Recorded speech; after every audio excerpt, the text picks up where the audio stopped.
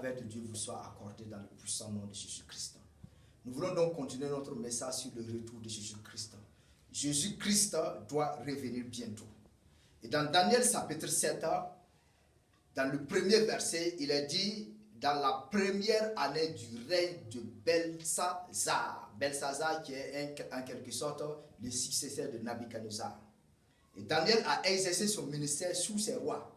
Il y a même il y a l'empire. Daniel a vu l'empire babylonien, Daniel a vu l'empire perse. Et Daniel a exercé son ministère sous ces deux puissances, sous ces deux empires qui ont gouverné le monde avant Jésus-Christ. Et Daniel a vu,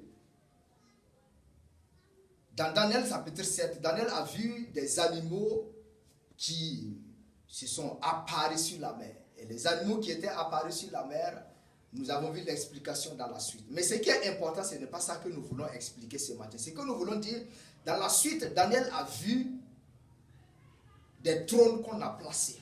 Et les trônes qui ont été placés, la Bible dit que l'ancien des jours s'assit.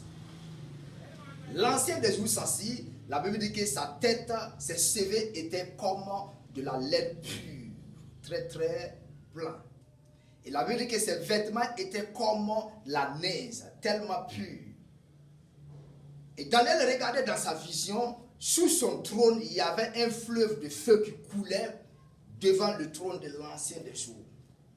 Et nous vous rappelons que si nous parlons de l'ancien des jours, c'est un autre nom de Dieu, c'est un autre nom que Dieu a révélé à Daniel et cela nous a été aussi donné. Dieu s'appelle aussi l'ancien des jours. Ça aussi c'est un autre nom de Dieu.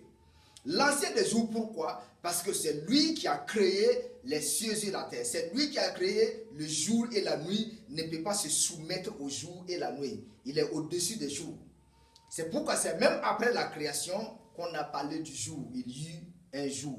Ce fut le premier jour. Mais Dieu a existé avant le premier jour. C'est pourquoi on l'appelle aussi l'ancien des jours.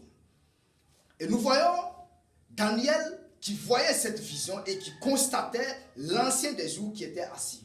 Et l'ancien des jours étant assis, la Bible dit qu'il y avait quelqu'un qui ressemblait à un fils d'homme. L'ancien des jours assis, des milliards et des milliards d'âges qui étaient en train de le servir.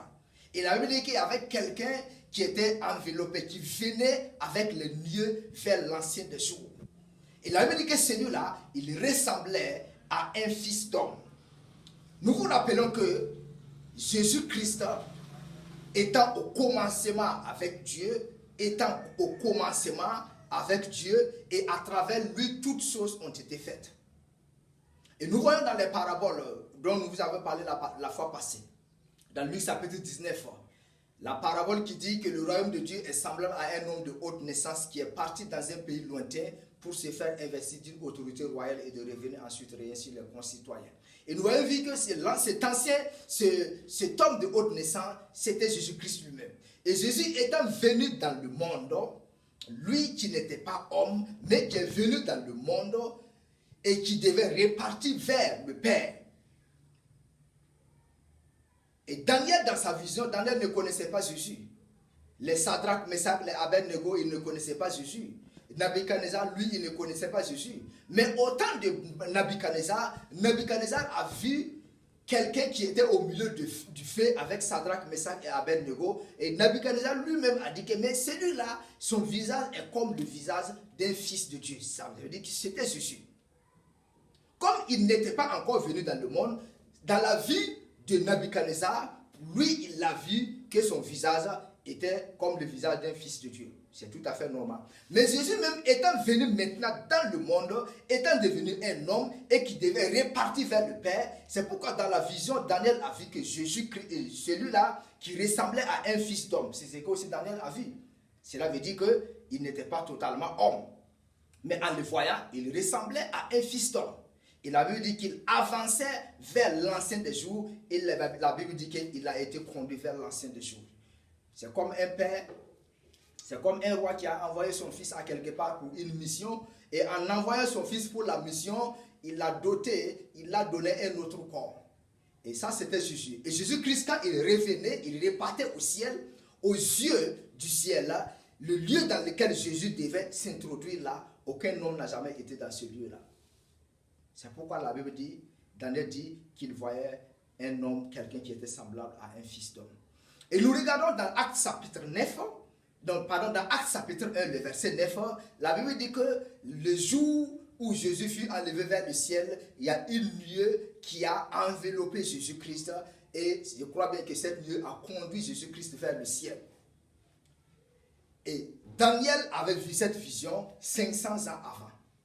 Et les apôtres ont vu cette vision à l'œil nu. Jésus-Christ qui partait vers le ciel, vers l'ancien des jours avec une nuée. La Bible explique la Bible. Acte 1, 9, Daniel 7 nous explique la nuée qui avait enveloppé quelqu'un qui ressemblait à un fils d'homme. Et vous savez bien que Jésus, quand il partait au ciel, il est parti au ciel en tant que fils de l'homme. La Bible dit que quand le fils de l'homme reviendra, donc il reviendra comme un homme, mais il reviendra de manière à juger les hommes. Que Dieu vous bénisse et qu'il vous fortifie dans le puissant et précieux nom de Jésus-Christ. Nous continuons ce message. Nous continuons ce message. Que la grâce, la faveur de Dieu vous soit accordée dans le beau et précieux nom de Jésus-Christ. Amen.